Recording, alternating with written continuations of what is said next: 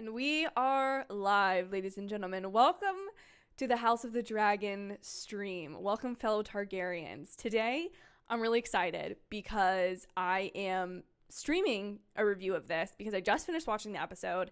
That is, of course, House of the Dragon, episode 2, just to clarify. And apologies if you saw the other stream, which I scheduled ahead of time, but scheduled apparently as a mobile and apparently on YouTube. You cannot change that, which is quite frustrating in my opinion, but we won't get into the YouTube chitter chat because we want to talk about House of the Dragon. Swirly Bird is here and said the episode was great. The show is off to a great start. Totally agree. I think this episode in some ways is even stronger than the first. You can just really tell that these are masters of story here. The way that the episode is bookended by the crab feeder entities at work. Not really sure if they're wearing masks or if they're wearing, if they're like half human, half not. Realized also I did not point out whether or not this was spoiler free, so need to adjust that really quickly. But as you guys all come in to the chat, please let me know your thoughts on this show versus Game of Thrones, because the comparisons they're begging to be made in a lot of ways. Please let me know if you catch any like Easter eggs, and at the very end of this stream I'll probably take like 5 to 10 minutes to kind of give like a more formal review. But I kind of, I figured we'd chat about the episode before we kind of got into that sort of stuff. Alex is here. My weekend has been great. Alex topped off, of course, or ending on a high note with this episode.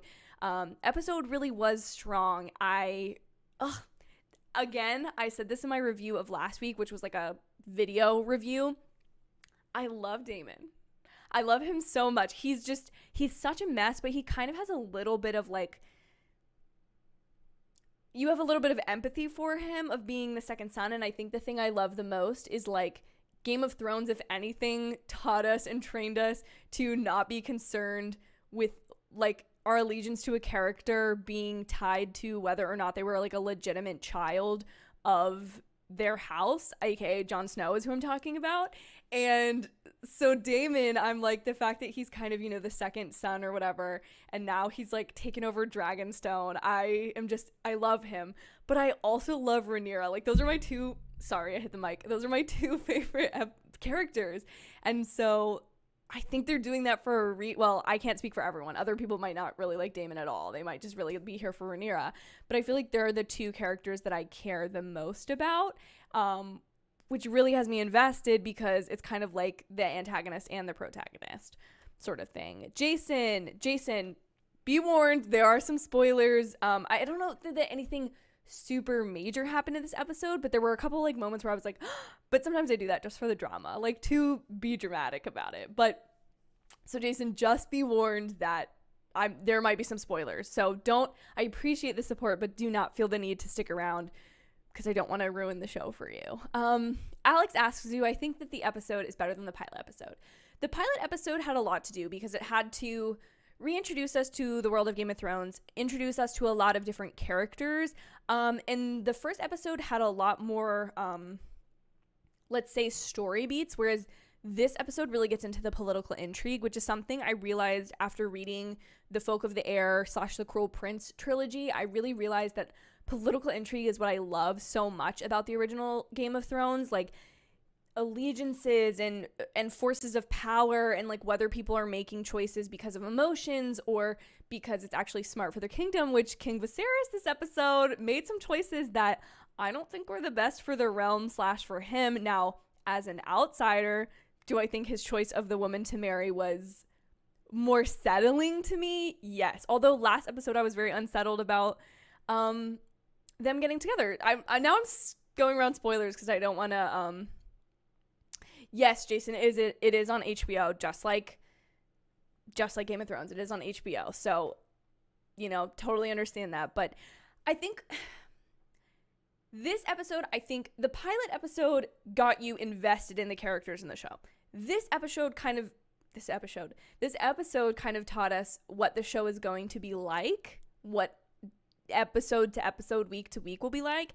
But the thing is, the stakes of this show just feel to some degree so much higher off the bat than they did in Game of Thrones. Like, and part of that is smarter because we are already invested in this world. We know things like Dragonstone and Westeros, and that you have to take a boat to get there or fly there. Like, they're not nearby necessarily. Like, I think that's the part to me that is, yes, Alex, it's quicker in pace because objectively this episode has less to accomplish than the first episode. It can move at a quicker pace. Did anyone else find the time jump kind of satisfying to know that, like, we're moving quickly? Like, it's been, this second episode, for anyone who didn't catch it, has been 6 months past the first episode. So 6 months after the death of the queen, this is when this episode is taking place. And I like that. And knowing that the next episode, if you watch the sneak peek at the end of the episode, is going to be at least a couple years of a jump. And I know later this season, we will be meeting older Rhaenyra, who is a different actress. Same with Alicent. Lady Alicent will be a different actress as we progress this season. But I think I just really... I quite enjoyed this episode, and I don't know if I want to give them each a value judgment, because as a whole, they're really convincing me that this is going to be a sick show. And as Jack says, yes, correct, Queen to-be Rhaenyra is a badass. She's incredible. The way that she goes to Dragonstone and knows that, like, her power is in the fact that she is the only heir currently. She is the only person, and she knows through her conversation with, I don't know exactly her name, but the queen who never was, she knows that they're gonna turn on her no matter what. So instead of trying to keep herself safe and out of the danger, she kind of needs to prove what an asset she is to the realm, to her father. She kind of needs to, you know, she needs to show up, and boy did she show up. And I'm, like, really interested to see where her and Daemon's relationship goes, because he kind of has spite for the father, but he doesn't necessarily have the same. The only thing he dislikes about Rhaenyra is the fact that she is the now heir instead of him, and that she technically took it from him, or she took his place as heir. But she is a badass. The way she named Sir Cole, I know his name is Sir Kirsten Cole, but I keep thinking of him as Sir Cole. I feel like something's gonna go on between them. Because I was thinking about it this episode, and I was like, okay, when Rhaenyra needs to take a husband to produce an heir, does he become king? Is he like Prince Philip of England? May he rest in peace. Is he, like, he obviously won't have the same power and authority over her. Does she, this is not something I condone in the real world, but in Game of Thrones, we all know this kind of stuff can happen. Would she marry Daemon and them rule, like, you know, keep your enemies closer kind of thing? I don't know, but she is a badass. And the fact that she does not hesitate to get involved in the politics of this world, in a world that she is clearly not welcome in. She understands, or is beginning to understand, that her position as a woman and as a sole heir is going to constantly be threatened, and she will never just be able to be like, her path to being a queen is not nearly started, basically. Even though she's been named the heir to the Iron Throne, like, there's a long path ahead. Alex said, I saw this episode on HBO since I'm worried that HBO Max, it crashed last week. Same happened. So it did not crash for me. In fact, powers that be at HBO, I don't know if y'all made a little bit of a mistake. I don't know if this is something that's normal, because I didn't notice this with Euphoria, but the episode was up at, like, 8:53 for me. Like, that's when I started watching the episode. Honestly, the only reason I'm late to this is because of my technical difficulties that were on my end fully. Not, I was nervous about that last week. I thought it might be like 9:30 before I watched the episode last week. Was fine.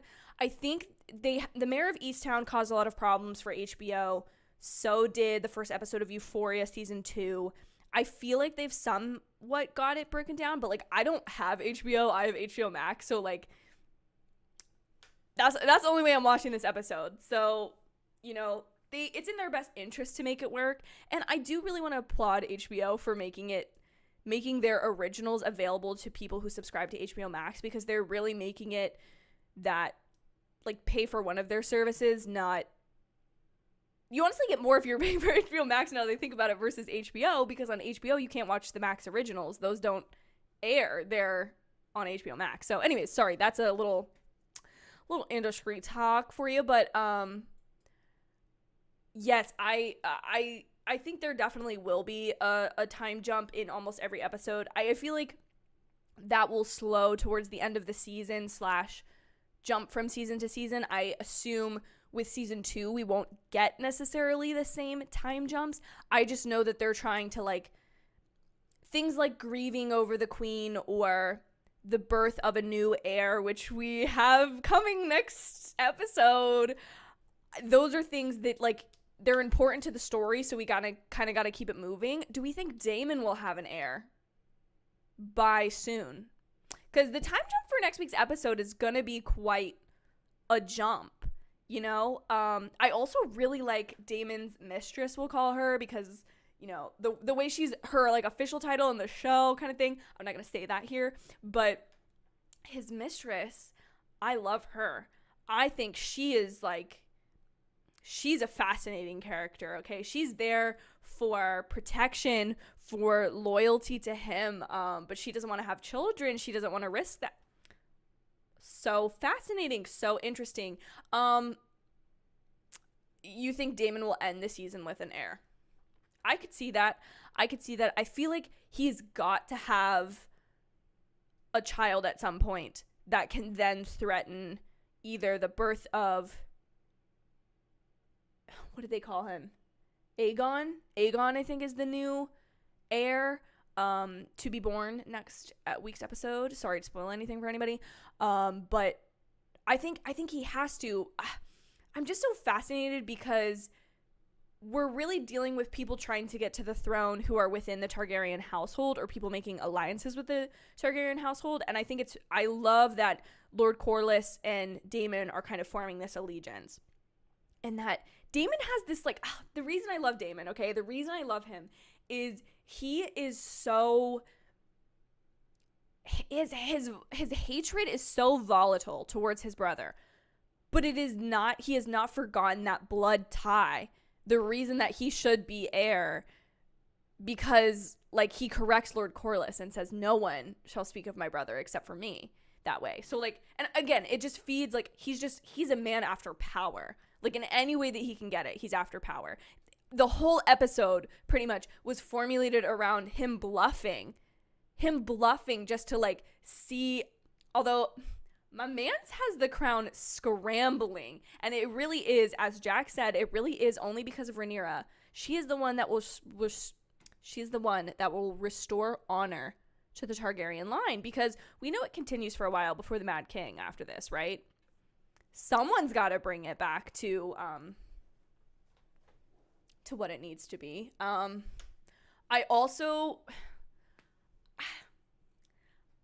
We have to talk about Lord Corlys's daughter a little bit. We have to talk about the fact that was something that the king was willing to consider. And if I'm speaking from speaking of heirs, if I'm talking about what is the best choice for the kingdom or for the strength of the realm, initially at the beginning of the episode would have said, as much as I don't want to say that he's marrying his, someone that young who's also related to him, although that's not even, this show has done that before, it will continue to do that again. I see it as that would have been the strongest choice for the kingdom. Although now, knowing how fickle Lord Corlys is, I don't think he ever would have turned on the king had the king married Lord Corlys's daughter. However, I do think that Lord Corlys is a little schemy, although I don't trust the Hand. More so. And he just said he's going to marry the Hand's daughter. And you know why I don't trust the Hand? So we all know that Lord Viserys currently is dealing with tetanus or some other type of iron-causing disease. And I think it is fascinating that the part of his body that has started to rot and disease quickest and the fastest is his pinky on his hand. On his hand is poisoned. His hand is killing him. And that, I'm sorry, but I'm not saying that the Hand is as schemy as Littlefinger. I'm not saying that because we all know what Littlefinger got himself up to. But I do fully believe that the Hand is trying to make some advantageous moves through control of the king's now wife-to-be, Alicent.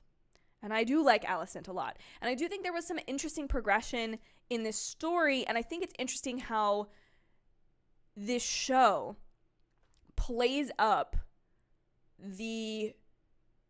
what a modern day audience likes and dislikes versus what is politically best within the show. For example, it is most advantageous for King Viserys to marry Lord Corlys's daughter, despite her age.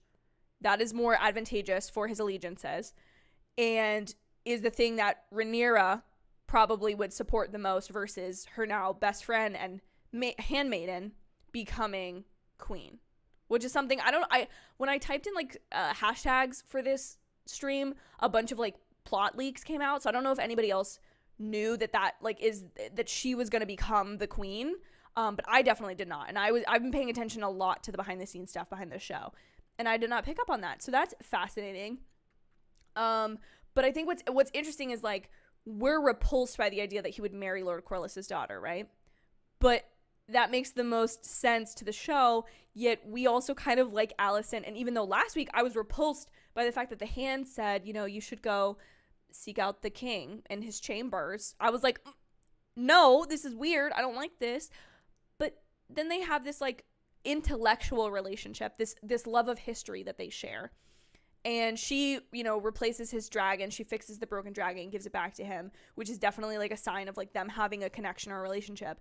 And she's obviously, outside of Rhaenyra being upset about them getting married, this is an advantageous move for her. Like this, she could not be asking for a better position / husband / whatever. So my thought is that, I don't know, I just think that's interesting. I don't have a thought on it. I don't know why I started to say that. I just think it's fascinating how this show positions those things. Like, him marrying Alicent makes more sense to us, yet is the worst political choice. So it's almost like it makes it an easier pill to swallow to see him kind of ruin his own reign, if you will. Okay, moving back to the chat. Alex asked, am I going to get any House of the Dragons Funkos? Absolutely. Abso-freaking-lutely. Yes. Any Daemon Targaryen one. Yes. And I will definitely get a Rhaenyra one. And, depending on what they look like, I usually pick Funkos based on how cool they look and if they're a character I really like and care about. So, like, for example, I specifically bought the Clint Barton Christmas sweater one because I like that better than his actual suit from Hawkeye. And the only Game of Thrones pop I have is Missandei, which is, she's down there somewhere. I'm not going to dig through it currently on stream. But yes, I will definitely be getting them. I won't be getting the hand if he has one. I won't be getting King Viserys because quite honestly, I don't think King Viserys should be king. He just seems a little, he doesn't have what it takes, I don't think, to be a king, whatever. Alex has a really great comparison, which is Daemon reminds him a lot of Scar in a way that they both have hatred for the brother and a strong connection with the niece or nephew. Totally agree. Alex, let's give a slow clap for Alex, because Alex, you just nailed that. I think that's a beautiful comparison. A really intelligent one too. It's very much a Hamlet type storyline we have going on here of a brother who would literally kill his own brother, because that's, of course, The Lion King is based on Hamlet. In fact, if you ever want to, not that I advise this, not that this won't work, but if you ever feel like not reading Hamlet, just watch The Lion King. It's kind of a lot of the same story other than certain, like, if your teacher's going to be really difficult about the test, then don't do it. But I agree, Alex, this has a very similar Hamlet-esque storyline where the uncle has this closer connection, if you will, to the spawn of his brother who he hates. Now, I think Daemon will despise any male heir more than he will despise Rhaenyra.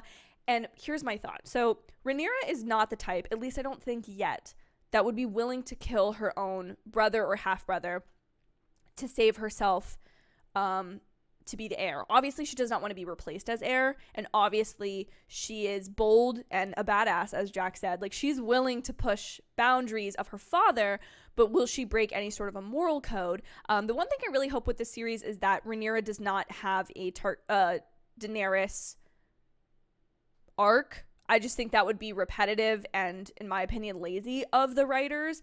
I think there is more poignant things to be said with Rhaenyra. So, yeah. So I personally, I want to know what happens.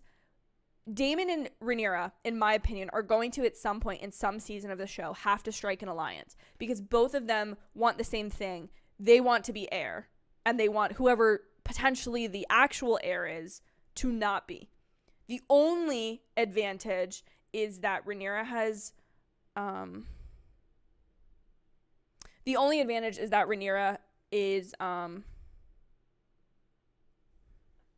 sorry, hold on. Christian's telling me there's something wrong with my audio. The only advantage that Rhaenyra has is that she's already been named heir. However, as the queen who never was stated, if she has a male brother, it doesn't matter if he names him heir before King Viserys dies. Like, King Viserys could die, and as long as that boy exists, they will try to make him king over Rhaenyra. The only problem is that Rhaenyra will come of age before... Rhaenyra will come of age to be queen before the kid would. Right? Like, there's going to be a discrepancy.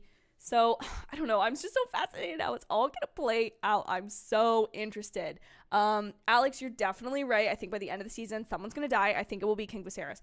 I don't think King Viserys can live past this season. I don't think that makes sense. Because then there's then we're stalling the story. So I think he has to die by the end of this first season. Do I think he'll die much before the finale? I kind of hope... I would love in this season to see, like, Rhaenyra assume the throne and then be like, oh, here's the lingering issues once she's ascended, if you will. Yeah. Luke says, what's up, Sasha? Hey, Luke, how are you? Thank you so much for hopping in the stream. What did you think of this second episode of House of the Dragon? I also keep calling it House of Dragon, because Game of Thrones, House of Dragon. Which is funny, because there's more than one drag. Anyways, ignore that. Jason, oh my gosh. Thank you for this super chat. Everyone, can we get some love for Jason in the chat? Jason, you are so kind. Oh my goodness. He says, showing my support for you. Keep on doing what you do best, reviewing TV shows, movies. Get yourself something nice for the channel. Jason, you just made my night, Jason.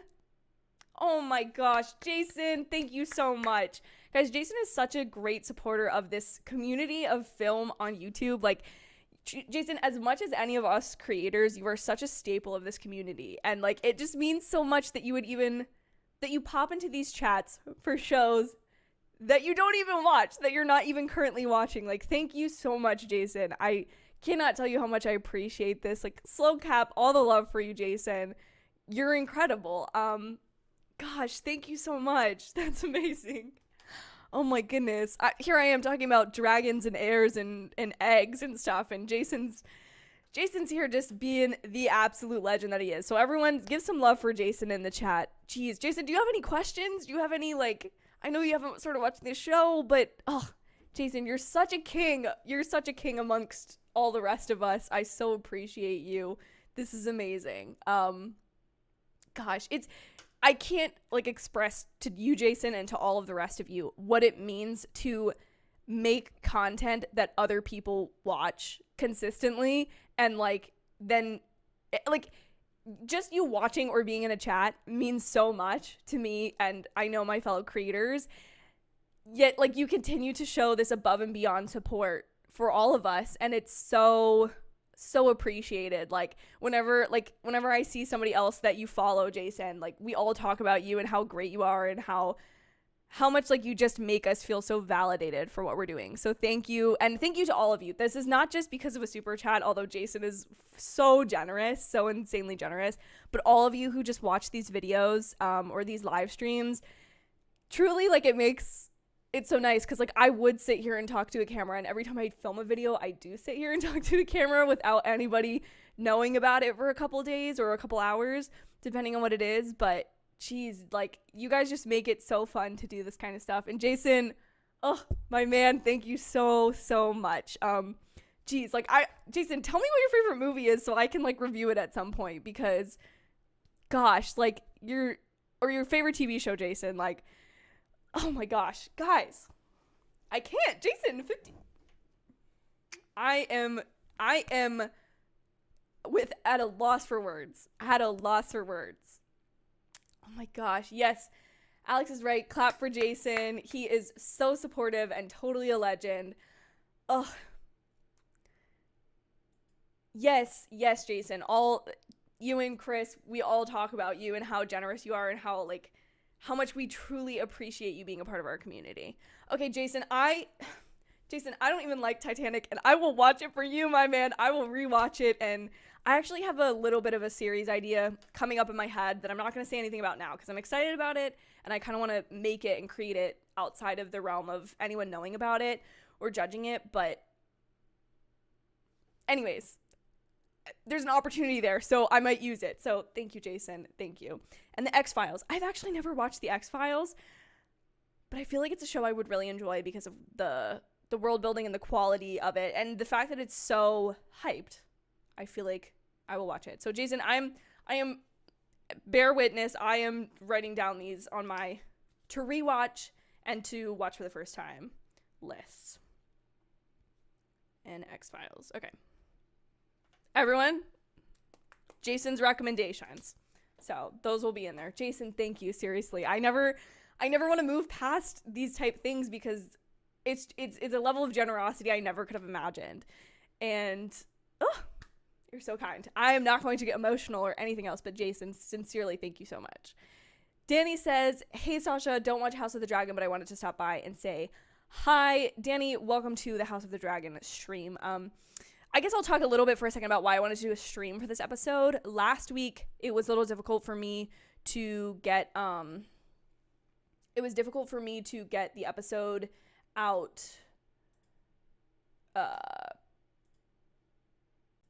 sorry, Christian's trying to advise me on how to fix my audio. He says it's only coming out of the left ear. Hold on. The microphone is select the setting. Advanced properties. Mic. Sorry guys, sorry. I am should be a checkbox. No, that's not what it looks like. Sorry guys, I'm trying to perfect this because I know this has been a little bit of an issue in some of my previous streams. But anyways, I thought I would do, oh my god, I'm getting really hot. I thought I would do a live stream of this show versus a review because there was no way I was gonna I got my last review up at like midnight, stayed up really late, and this is nothing against any of you guys, totally understand, but I don't know that I've still hit 100 views on that video, and it has nothing to do with the view count. It's just the fact that I am already a person who sleep deprives myself, not intentionally, but that's just like sometimes I can't sleep or whatever. And so it's, oh, never mind. There was a check mark there. I'm dumb. Okay. Okay. Tell me if the audio sounds any different or better. If that's better. It is difficult to stay up and tire yourself for something that for me wasn't necessarily for personal enjoyment. So I thought to myself, well, okay, this was not me. This is my fiance, Christian. He is the person that suggested, hey, why don't you go live either reacting to the video or reacting to the episode, do like a watch party type thing, which if you guys would be more down for a watch party versus post, you let me know because I'll do either, but I think this live stream format allows me to do more, and then I could still do a separate review if I want for like, I almost say posterity, but for just like just for consistency for the channel.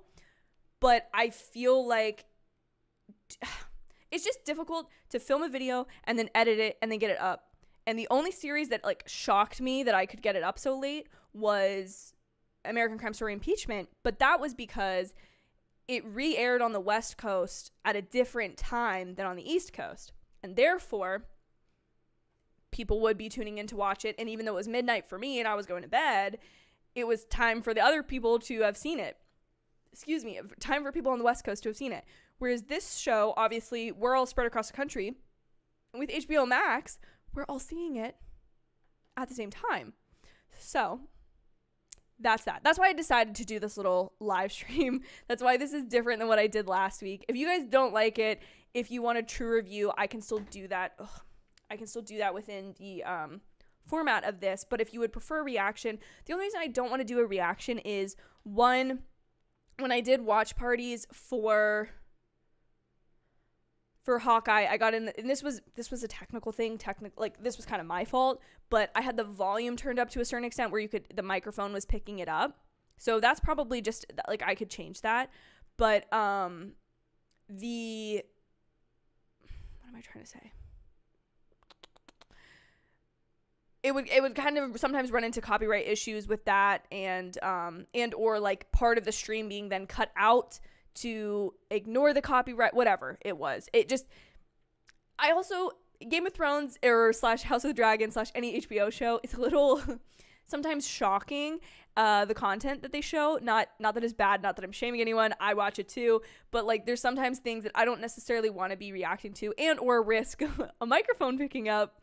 You know what I'm saying? You know where I'm going with this. So I would prefer to do these like post streams, and I will try to be better about scheduling them. Oh, shoot. I was going to do a little thing on my Instagram story. How long have I been streaming for, though? It's probably been a hot minute. Has it been? It's been 30 minutes. We'll probably go for 30 more, though, if we're being honest. So let me just give me un momento. But Jason says the old shows of X-Files were good, but the new ones are just not it. Alex, okay, my only problem with Titanic, my legit only problem, like I watched it when I was younger. I was obsessed with like the real Titanic, and learning everything I could about that. And then I finally watched it, and it was not necessarily the most, they were not focused on what class they were in. I guess they are technically, because she's falling in love with someone who's like aboard the ship who's not supposed to be. But I was bothered by the door thing. I'll admit it. That's the thing that bothers me. They could have both fit. It's just, you want me to have this emotional reaction to something that didn't even need to happen. Truly. So, Okay, hold on a second. I need to take a better Instagram story. Hold on. But yeah, so that's my, that is my only aversion to Titanic, but I've never watched it with my, like,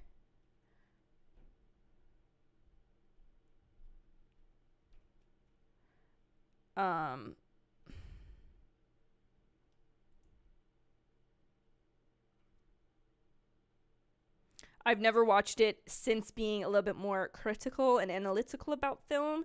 So that is something that I think I need to revisit.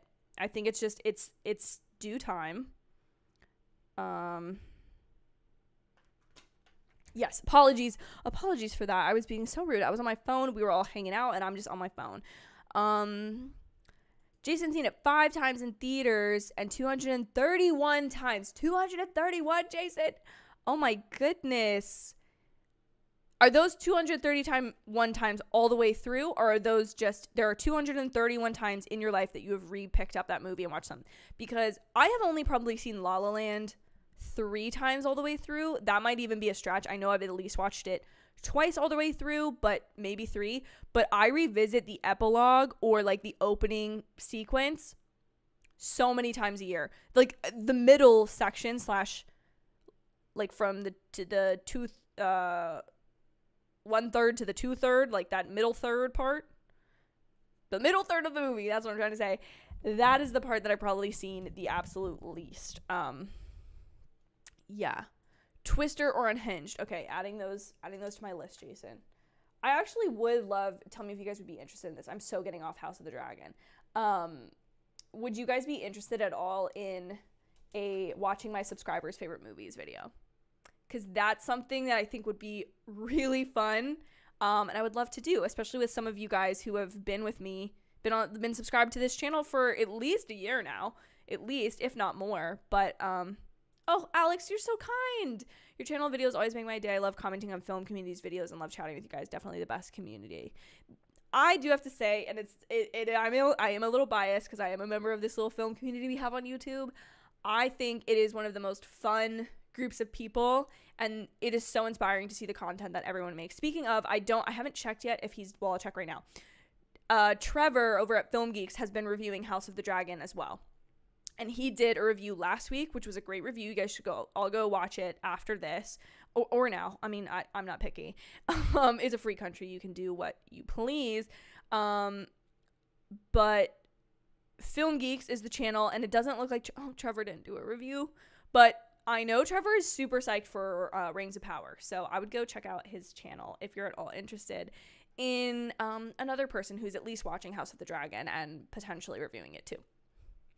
All the way through. Jason, wow, champion move right there. That's incredible. That's truly, truly, like, awesome that you've seen it that many times.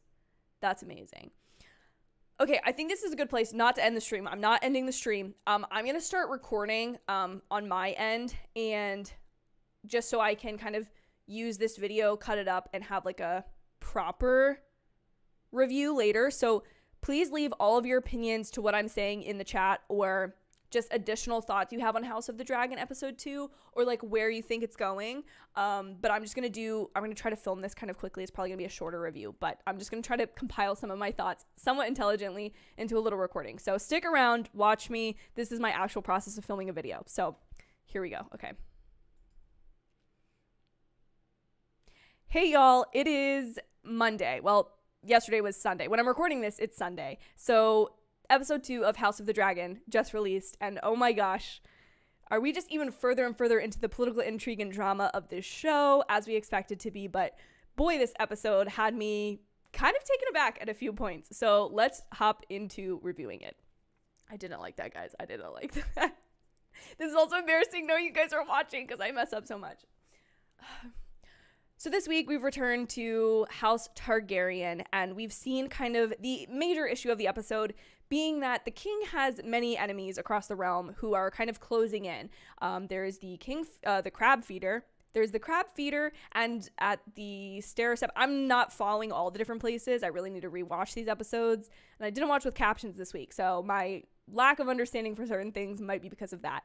However, he has a lot of enemies closing in, and then, of course, the increased power grabs of his brother Daemon kind of at hand. But the major issue is that he needs to remarry, since it has now been 6 months. Yes, there's been a time jump in the second episode since his wife, the queen, passed during childbirth.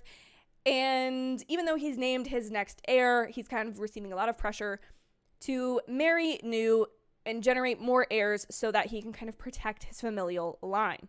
But of course, that ensues some drama, including his offer from Lord Valeris to marry his daughter, despite her, bridal age, apparently, of 12, which made me want to cringe and throw up and vomit.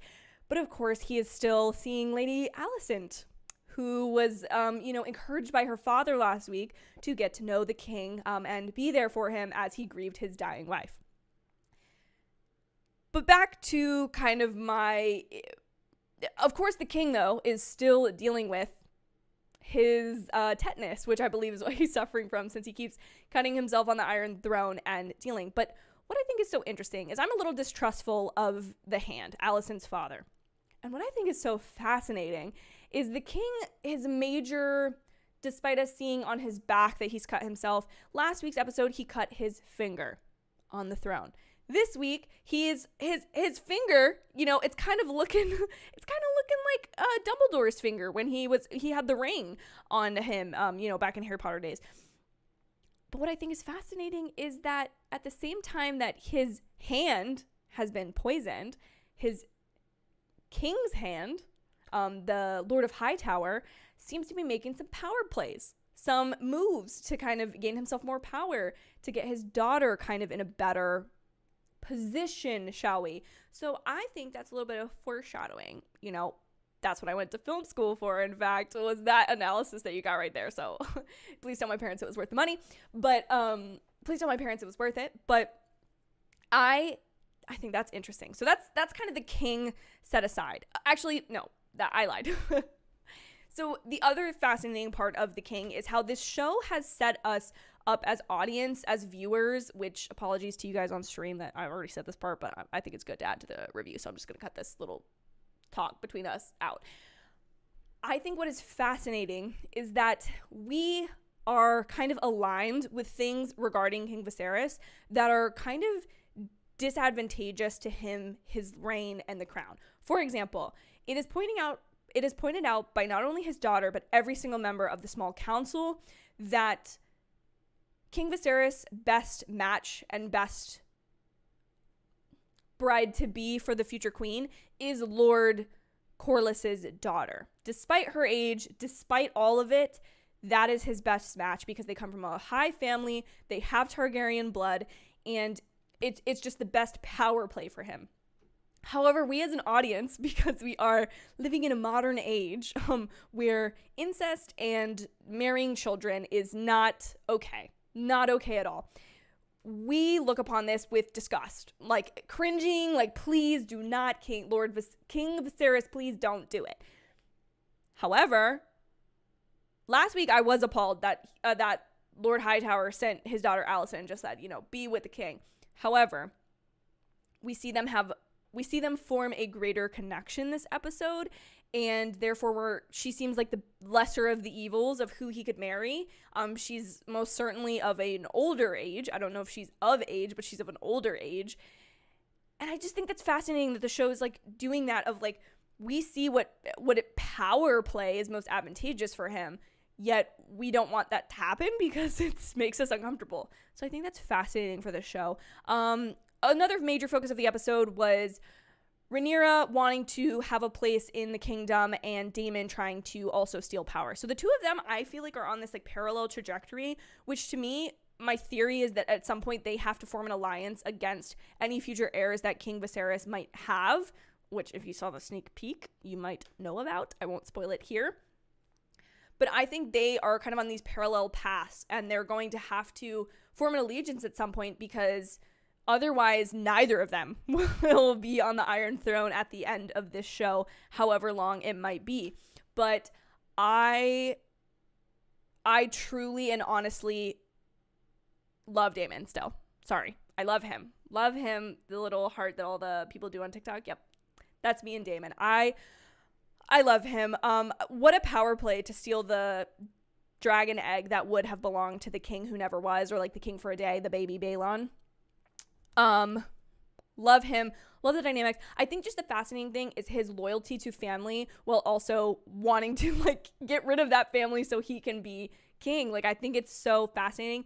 And then I love just to like bring in a Star Wars reference, the dyad of him and Rhaenyra. Like, they're very much a Kylo Ren, Rey type situation. Either of them kind of has the same potential for good or evil, in my opinion, even though they're kind of starting out on those unequal playing fields. And Rhaenyra kind of forcing her power play in this episode to go and take the egg back and kind of call Daemon's bluff. Ooh, girl, go off. You show them, because I just love that she's not waiting to become queen to make power moves. Like, she's like, I'm going to do it now because I'm already at risk to be killed, for my father to have a new heir. Like, but I'm not wasting my time.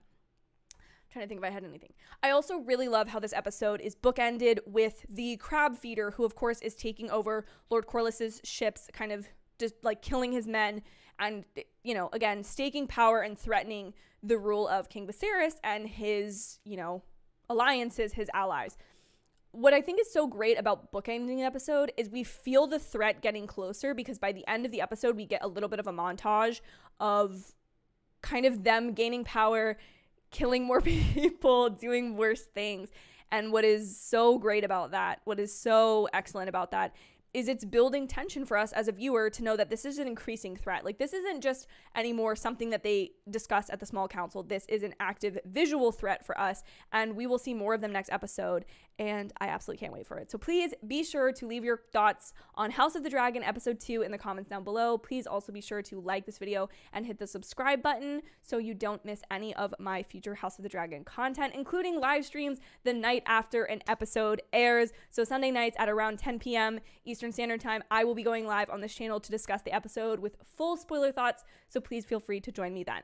Thank you all so much for watching this video. I hope you have an absolutely amazing day whenever you're getting to watch this, and I will see you in my very next video. Bye, y'all.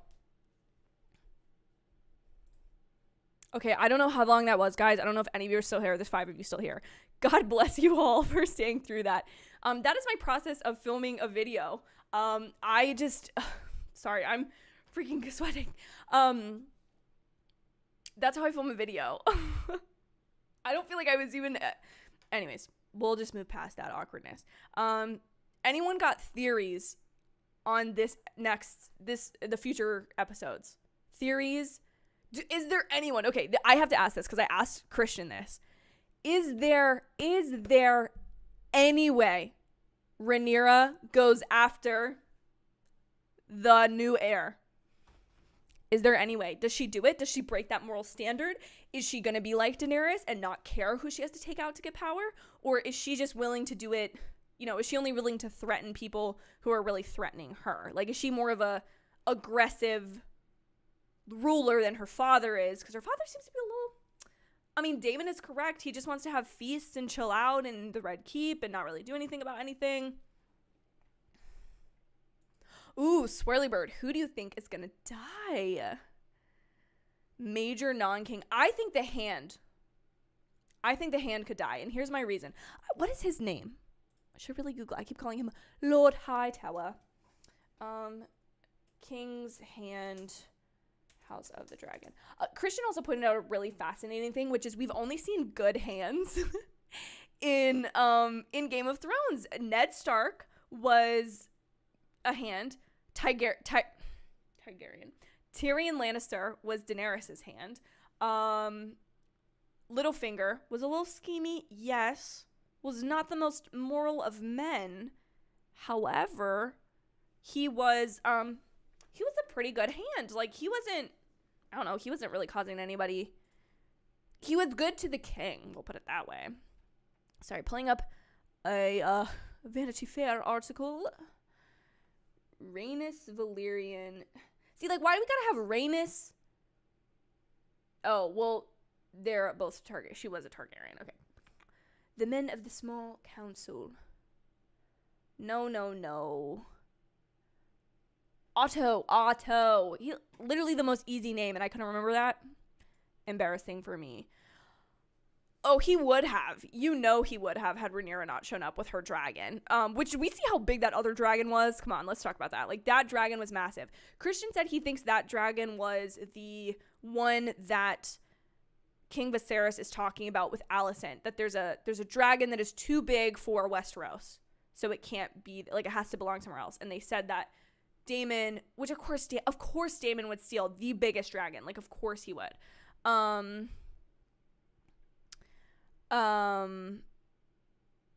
Thank you guys. Thank you for the support on the review. I appreciate it. I didn't know how that would go on stream. But you loyalists stuck around, didn't you? Jason is headed to bed. Jason, thank you. You appreciate the shout out. I appreciate the super chat. Can't speak. I appreciate the super chat so much more than you all ever know. I promise to use it wisely. I promise to use it for good and not evil. Thank you so much, Jason, seriously, for your support of the channel and for sticking through the stream of a show you do not even watch and generating, I cannot speak today, donating so generously to the channel. I so appreciate you. Thank you. Have a wonderful night, and I'm sure I will see you later this week on the channel. Alex says, okay, this is something else I wanted to talk about, even though I just promised Christian I wouldn't buy any more books. I just promised him. Apparently in the books, episode 3 preview, that little boy could be the villain, which the time jump. Okay, so I would not be surprised. Obviously, he would want to kill her. He would be like, I'm the rightful heir. Even though there's literally 2 other people that should be on the throne. See, again, he is technically the most rightful heir because he is the son of the king. However, However, there are 2 other people that we as an audience would prefer to be on the throne than this child. To me, I think this child's going to be like Joffrey. I think I'm going to dislike this child. I don't like him. I'm sorry. I'm not saying that anything bad should happen to this child in the Game of Thrones world, but I'm just saying Westeros is not the safest place for a child. Just saying. Bad things could happen to him. Okay, Alex, I will keep that noted for my future. I think that's a video I'll make soon. I think I need a little bit more time to view some of the movies and stuff, or pick, which ones I'm going to watch, but I think that's a good idea.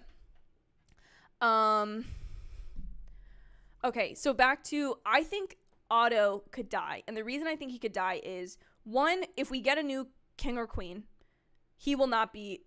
no way he would be hand. Absolutely 0% chance. I also don't think Alicent would be hand. I thought for a second, earlier when they were like in the Citadel, or not Citadel, but the church, I thought that I was like, oh, she could be a good hand because she knows how to like manage Rhaenyra's. I think Rhaenyra should be Viserys' hand, quite frankly. I think she would be better at it than the actual hand. Even though she will be fantastic in Daemon's role, that used to be. But I just think that the hand, Swirly Bird, you make such a great point. I think the hand makes the most sense to die because, 1, I already kind of dislike him, so bye-bye, no big problem. It would be shocking if the hand were to die before the king, and what if Rhaenyra is named hand instead of being named heir? That would be tricky. I want to go back and look because there are all these photos that take place on a beach, these production stills. They were the first photos that were released for House of the Dragon, and they included Daemon talking to Rhaenyra, and I think Alicent talking to Lord Corlys. So we know that the 4 of them are going to make it. And I would argue that they're even more the 4 main characters. Like King Viserys, I don't even think makes the top 4 because he's kind of the reason they're all acting the way they are and doing the things that they're doing because he's king. But once we all know he's going to die, which I think was the smartest thing they did the first episode was be like, there is a ticking time bomb. This king is approaching death. Like he is actively, as we speak, dying. So yeah, I have not read the books, but what I was going to say was, talking about the books, what I was going to say is, I kind of want to read them. Or at least I want to sort of read Fire and Blood, what this is based on. I can't decide, though, because here's the thing. I will be loyal to this show. I will not be loyal to the book. And I know, listen, as a Percy Jackson fan, I can speak for all of us, that when that movie came out, I was like, no, you did not just do this to me. And there are certain books that I would protect with my life. If there was ever an adaptation of them, I would, speak against it. I truly actively would, as I have done for years for the Percy Jackson movies. They're short reads. I'm pretty sure they are not. House of Fire and Blood. Sorry, I'm not trying to be attacking. I just mean they're long, right? They're long books. 736 pages. Do you mean they read quickly? Liquid Sword, do they read? See, that's my other thing. Fantasy books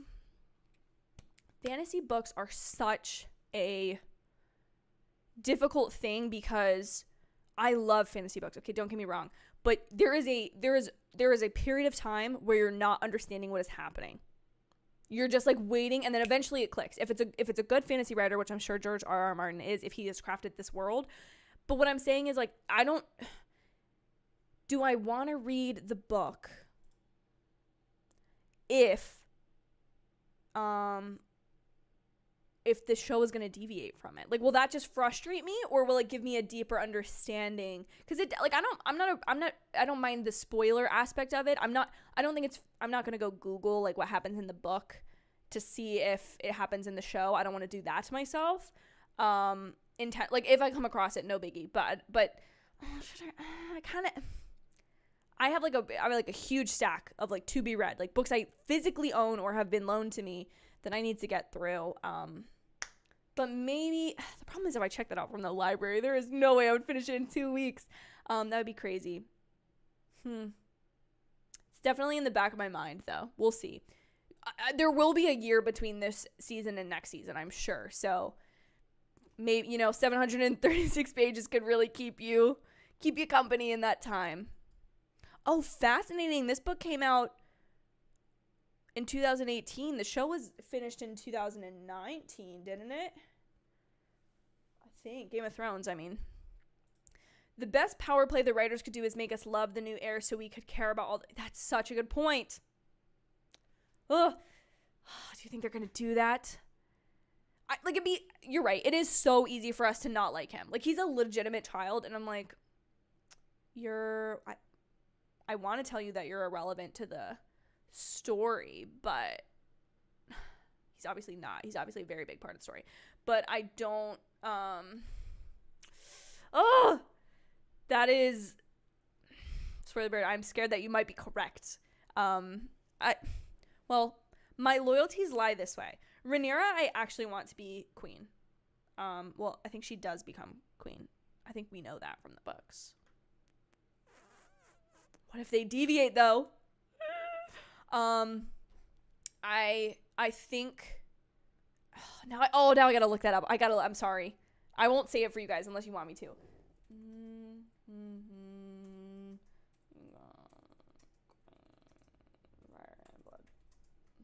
Sorry, I have to know. This is my most toxic trait. This is my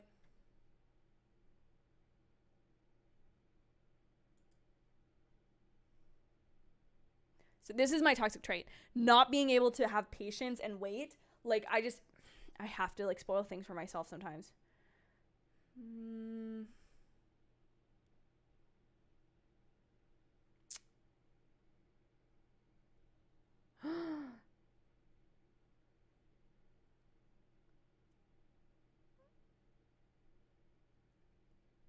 Okay, not gonna share what I just read. I won't do it. I also am not gonna spoil this for Christian. But that is fascinating. Okay, fascinating information. Google it on your own terms, people. And a portion, the book is a history book, and a portion for the book deal with the show, which I think is interesting because reading what I just read, I totally understand what you mean of like, this is a history book written obviously by the victors of this whole shebang. Do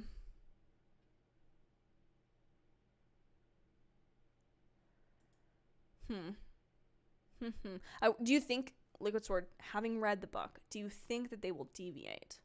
Do you think, or do you think not? Would love to hear. I would love for someone to weigh in on that.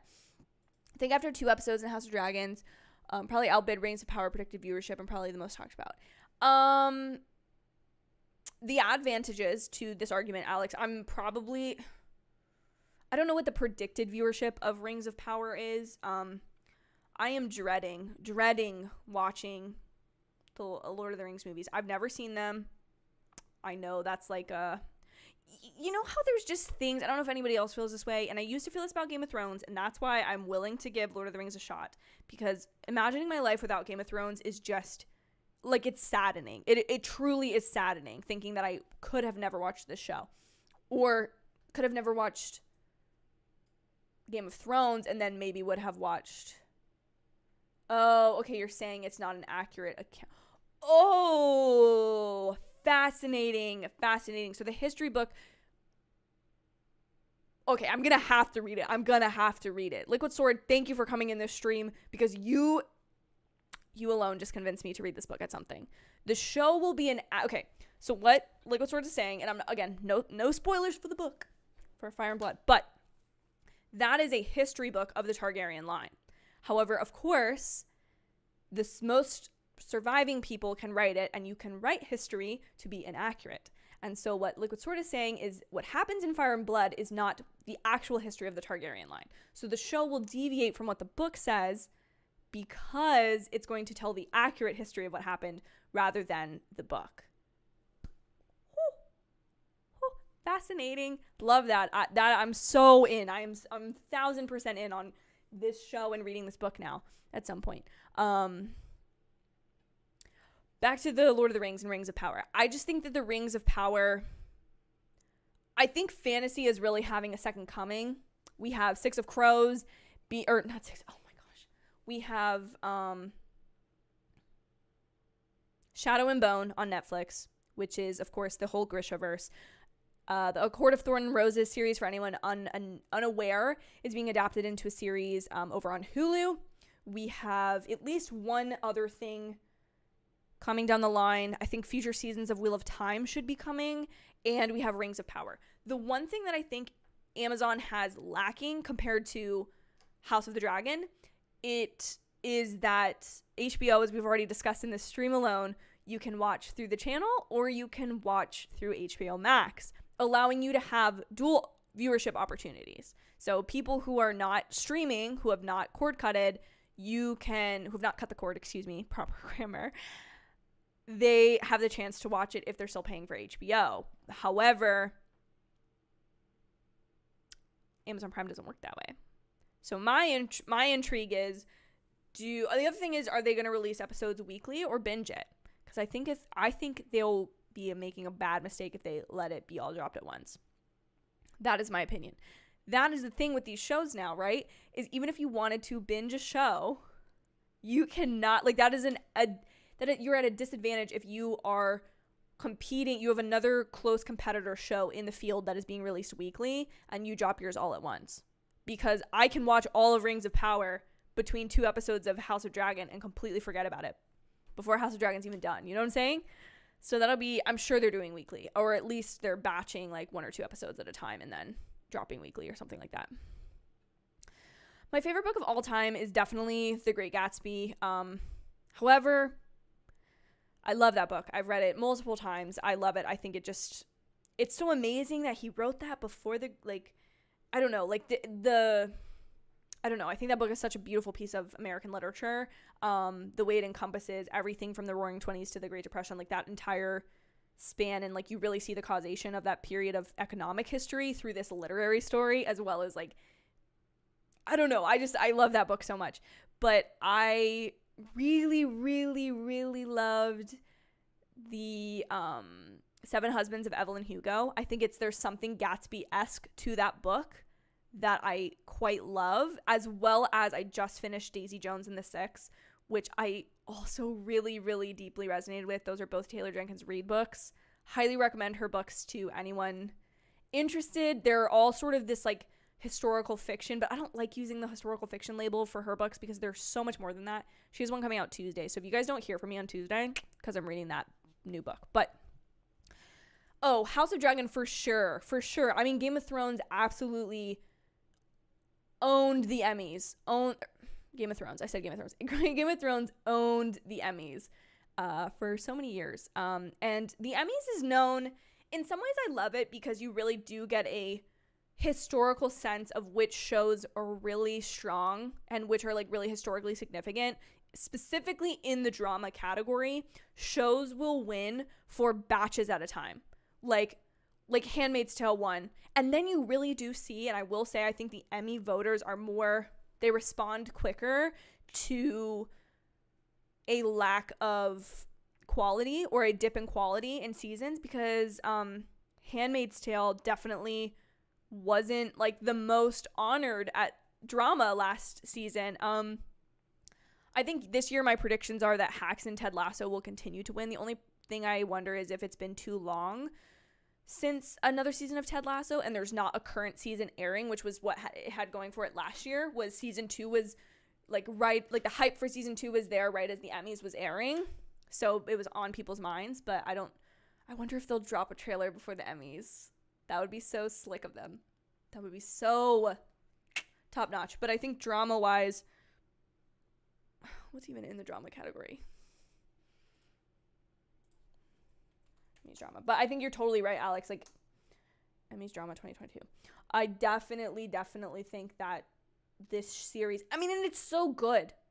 I'm sorry, but it's just, the level of acting, the level of storytelling that we are on is just not even close. Okay, Better Call Saul, which is not this season, right? It's the season before. Does it say which season it is? Is my camera blocking it? I definitely think, okay, it will either be, in this category, it will either be Succession or Better Call Saul. I think Severance and Squid Game are your two, like, could really, you know, do something. But the Emmys voters are just consistent people. They really just are. They like to reward the same shows year after year. And so will they reward Better Call Saul because its final season just aired and that's fresh on the mind? Or will they're also good though of not, like, they're not going to reward this season for what the most current season, unless I'm speaking out of both sides of my mouth and this is the same season. But I genuinely, but Succession, I also, which I still haven't watched, but announcement was 2019. Yeah. Oh, he's definitely involved. And these are the same showrunners, I believe. So,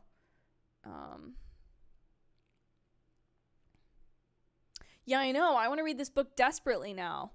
I'm so fascinated by that concept. It definitely explains to me why this show is so compelling and why they wanted to tell it, because obviously with an IP, an intellectual property like Game of Thrones, you don't just want to let that slip. Like, you don't just want to be like, okay, well, we had a great run and it's over. Like, you want to capitalize on that for, like, as long as you can milk that cow, you know? You're going to use that cash cow as long as you possibly can. However, fans are not going to be happy if you're obviously just making it a cash cow thing, and they really have a story to tell here, I feel. So yeah, Percy Jackson and Spiderwick Chronicles are both going to be Disney Plus series. Yeah, I think what's cool is, like, a lot of our youth is now, a lot of the popular things of our youth. Avatar is going to get a live action series, I believe. Avatar: The Last Airbender, not the Avatar James Cameron Avatar. I just think it's fascinating how these series are, you know, coming back around. Like, they're just becoming, yes. And we have the Jon Snow series, as long as that's still in development. The Jon Snow kind of Beyond the Wall journey. Yes, you're so right. You're so right. To be a fan of fantasy right now, like, I feel like sci-fi really had its moment a couple years ago. Not saying, like, these are all genres. Like, they're all popular for a reason.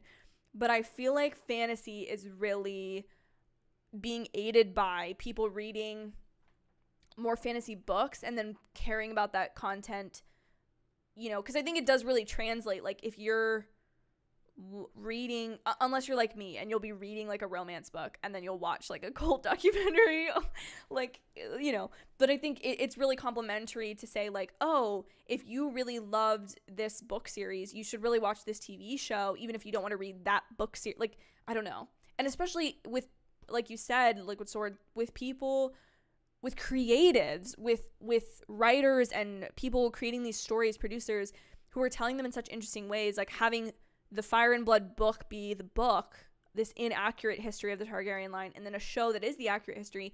What you're then creating is a universe in which you need both of those things to fully understand the picture of the Targaryen family, how they position themselves, how they've been known by the time Game of Thrones rolls around. And I'm sure that after I finish, whenever House of the Dragon in several years finishes, going back to watch Game of Thrones will have this entirely new meaning around Daenerys, because there's all these different histories that we've since learned. Like, knowing that there's at least 2 would-be queens in her family line. Fascinating. Confirmed to be weekly. I would assume with that, the first 2 episodes are going to need to drop at once, because, again, I'm not familiar. I can't tell you when that takes place in Lord of the Rings timeline. I've seen The Hobbit, and I've read it like 3 times. So I'm, you know, I've yet to journey into that world. I know I've got very quick amount of time before that comes back. But yeah.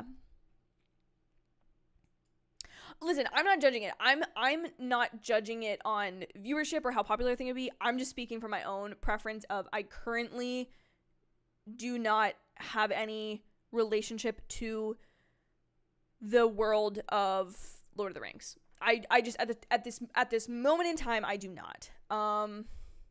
Brayden, I am so gonna review that show. You absolutely know. You know I will be doing that. I'm so excited. It's coming out so soon, and I can't wait to see. Well, we've talked about it, but I'm very pumped for that. Tell Me Lies is a future Hulu show for anyone not knowing. You should go watch the trailer, as I may or may not know people who have been involved in that project. That's all I'm gonna say. My friends are really cool, is all I'm gonna say. Back in 2019, my local mall was having Game of Thrones pop-up shop, an Optimum store, and I managed to take a photo. That's so cool. I was at a hotel like a year ago, and don't ask me why. I don't know why. It was not like, it wasn't like, this was last year, so it wasn't game. House of the Dragon wasn't starting to be promoted yet, and Game of Thrones was definitely over. They had an Iron Throne, and you bet that I sat on it. And you bet that I took pictures of it and geeked out like a freaking nerd, like the freaking nerd I am, because I was so, I don't know, there's something about that. There's an episode of Parks and Recreation where they get one for Ben made, and Ben sits in it, and like, that's exactly how I felt. Reference that scene if you ever want to know what that moment was like for me. Yeah, the Emmys love Succession. Again, well, no, I guess that...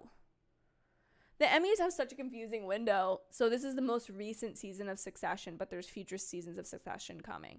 Again, I need to watch that show. I need to get into it. The one thing I do love about HBO shows is they don't have really that long of seasons, so you can kind of binge them. And every January, I start my year with binging an HBO show.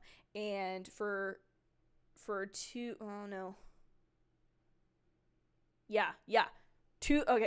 started in 2020, in 2020, I binge watched Girls, only because of Adam Driver. Yes, you are correct, only because of Adam Driver. A show about, people who, are just, I don't know, I hated all of those girls. They're so annoying. Binge all of that. Then I watched, the year after that was Game of Thrones, and that did take me from January to April or May time when I finished it.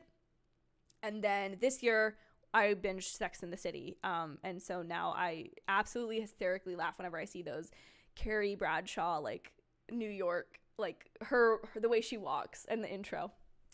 Love Sex and the City. I haven't watched the revival show or the movies, but I don't know that I will. I just don't want to spoil the original show for me, because so much has happened since then, and that's like it's a capsule of time that I'm just okay with. Like, I don't need to go further past that. But I guess next year's will have to be a drama then, because we had a comedy, a drama, a comedy, so now the pattern is a future. And I'm also currently watching Hacks. That's a great show, really good. I understand now why it was nominated so heavily last year's Emmys. Yeah, okay, so then I bet I would not be surprised if Better Call Saul won, because even though they're technically voting on half of the season, it's the last one of the show, and they love to honor that. I don't know. I'm so excited for the Emmys this year, guys. I'm so excited. There will definitely be Emmys content on this channel coming, even though the Emmys is actually very soon. So I really need to start planning that. I really do. I need to take a full day and just do like YouTube prep work. But I got some good stuff in the the gears are turning on a couple things. Even the Books of the Universe didn't have an ending yet, which Martin is currently making. Yes, which I think is the thing. Here's my thing. I think that the creatives of the show should be able to make a different ending than George R.R. Martin does, and I don't really think that it needs to align, simply because I know there were some disputes with George R.R. Martin and different creatives on the show, just because he obviously is the creator of this world, but it's also been popularized by this TV show that at least has equal fame to his books now. So I get where he wants to have final control and say, but I think ultimately, fans have kind of come up with their own conclusions about what they think the perfect ending of the last episode of season 8 of Game of Thrones to be, you know? So, yeah. Alex, you're going to be heading out. Guys, these are probably going to be my last couple comments because my throat is getting really hoarse. I'm sounding like my voice is crackling and it's late and I need to go to bed because I'm trying to fix my sleep schedule. But great live stream. Thank you so much. I will be doing weekly post-show reaction recaps these with you. And we'll see tomorrow. Here's my hope for the week. Tomorrow, my hope is that I get this review up. Tomorrow or Tuesday, I will have another video up. Now I'm realizing I think I have more videos for this week than days. So we'll see how that works. But yeah. Oh, you think he'll never finish the series? Interesting, fascinating. I will be doing at least weekly live streams. I'm not going to promise weekly reviews, but at least these weekly post-show live stream reviews, Alex. Thank you all so much for joining this live stream. I know it's been a long one. It's been a late one. Thank you so much to all of you who came. Jason, if you rewatch any of this in the replay, thank you again so much for the super chat. You truly made my week, like before it even started. Thank you guys so much for watching. If you'd like, you can follow me on Instagram at Sasha Raquel YT. That will be in the description box below. I also think you should subscribe if you're not already. Just saying, because I like to make a lot of fun, nerdy content on this channel, and I think you would enjoy it if you feel like sticking around. Thank you so much for absolutely everything you guys do for me on this channel. It truly makes it, it just warms my heart. I meant to turn off the chats. I'm so bad at ending live streams. I'm so bad. Thank you guys so much for watching. If you could like the stream, it would help me out. But thank you again to all of you who joined. I wish you all the most wonderful of evenings, and I will see you shortly on this channel. Bye, y'all.